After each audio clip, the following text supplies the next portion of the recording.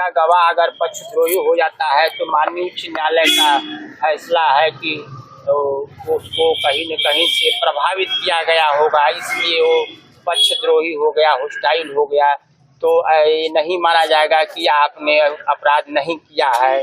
तो ये सब जो है संभावना व्यक्त करते हुए माननीय, जबकि पत्रावली में देखिए गैंगस्टर की परिभाषा जो है कि आर्थिक भौतिक लाभ लेने के लिए आप जो अपराध करते हैं और उसका कोई एविडेंस अगर पत्रावली पर है, देखिए परसेप्शन पर कोई मतलब ये नहीं, ला नहीं है, परसेप्शन कोई ला नहीं है कि आप अवधारणा कर लें कि यह व्यक्ति क्रिमिनल है और उसको आप सजा कर सकते हैं, तो परसेप्शन कोई ला नहीं है। देखिए जब तक एविडेंस न हो पत्रावली में कि नहीं आपने आर्थिक और भौतिक लाभ लेने के लिए अकॉर्डिंग टू चैप्टर 16, 17, 22 जो है आप इंडियन पैनल कोड आपने कोई अपराध किया हो और आपने कोई संपत्ति अर्जित किया हो, आर्थिक भौतिक लाभ लेने के लिए आप कोई अपराध किए हो और आप संपत्ति अर्जित करते हो, इस चीज का कोई साक्ष्य न हो जब तक पत्रावली पर, तब तक आपके ऊपर गैंगस्टर का मुकदमा नहीं बनता है।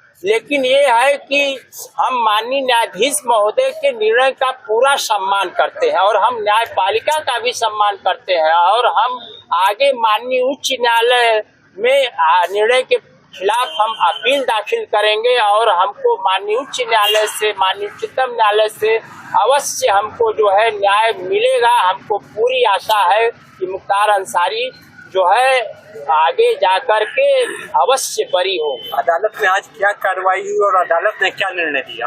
देखिए अदालत में जो कार्रवाई हुई है वो दोषी करार दिया गया है मुख्तार अंसारी को और सोनू यादव को गैंगस्टर के तहत जो है दोषी करार दिया गया है और अगली कार्रवाई जो है 27 को सजा के प्रश्न पर, सजा के बिंदु पर कल जो है 27 को बचाव पक्ष को सुनने के लिए 12 बजे जज साहब के यहाँ फिर पत्रावली पुटअप की जाएगी और सजा निर्धारित की जाएगी। वकील साहब, इसमें मुख्तार अंसारी मौजूद थे, मुख्तार अंसारी को सुनवाई का मौका मिला?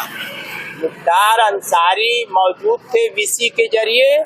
मुख्तार अंसारी को सुनवाई के लिए कल अवसर दिया जाएगा 27 को। आज उनको अवसर माननीय न्यायाधीश महोदय द्वारा नहीं दिया गया है, इसलिए कि अभी सजा के बिंदु पर कल की तिथि नियत की गई है, इसलिए माननीय न्यायाधीश महोदय कल उनको सुनेंगे। क्या कहा जज साहब?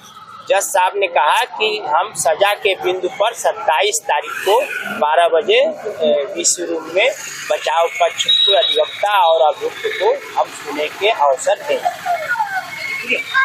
उस पर बहस हुई थी और आज निर्णय के लिए पत्रावली नियत थी। माननीय न्यायालय द्वारा शाम को 4 बजे वीडियो कॉन्फ्रेंसिंग हॉल में अपने निर्णय को घोषित किया गया, पढ़कर सुनाया गया और अंसारी भी उपस्थित थे।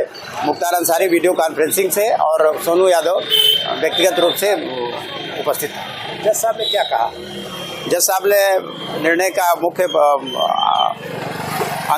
मुख्य भाग पढ़ते हुए कहा कि इनके विरुद्ध गैंग चार्ट में जो दोनों मुकदमे लगाए गए हैं, उन दोनों मुकदमे में गवाह पक्षद्रोही होने के कारण ये मुकदमे छूटे हैं और यहाँ तक कि 307 के मुकदमे में गवाह ने कई बार परीक्षित किए जाने के बाद अलग अलग बयान दिया है और उसके बयान से ये लगता है कि वो भय के कारण से अभियुक्त गण के पक्ष में के विरुद्ध बयान नहीं दे सका है और इस कारण से माननीय उच्च न्यायालय द्वारा दी गई व्यवस्था को ध्यान में रखते हुए अभियुक्त गण को गैंगस्टर के आरोप में दोषी घोषित किया है। तो कल क्या कार्रवाई होगी?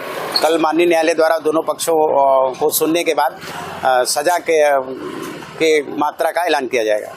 तो वकील साहब, इसमें एक चीज ये जानना चाहते थे कि ये जो MP MLA कोर्ट थी, इसने तीसरी सजा सुनाई है, तो इस तीसरी सजा में कितना मैक्सिमम सजा हो सकती है?